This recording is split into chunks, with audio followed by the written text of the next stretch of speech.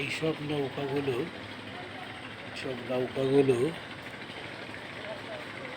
অবৈধ বালু বহন করেছিল, তাই ওদেরকে পুলিশ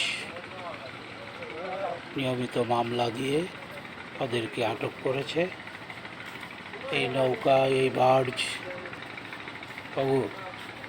ওগুলো চলতি নদী, জাদুগদা নদী,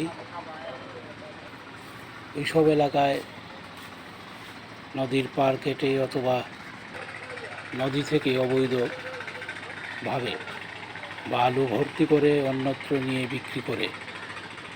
তাই এই অসাধু ব্যবসায়ীদের এইসব যানবাহনকে তারা আটক করেছে। এভাবে প্রতিদিন, প্রতি মুহূর্ত এই বালু খেকুদের অত্যাচারে এলাকার মানুষ অতিষ্ঠ হয়ে পড়েছে। এদের বিরুদ্ধে বর্তমান প্রশাসন খুবই কঠোর ব্যবস্থা গ্রহণ করছে। তাই প্রতিদিন এদেরকে আটক করে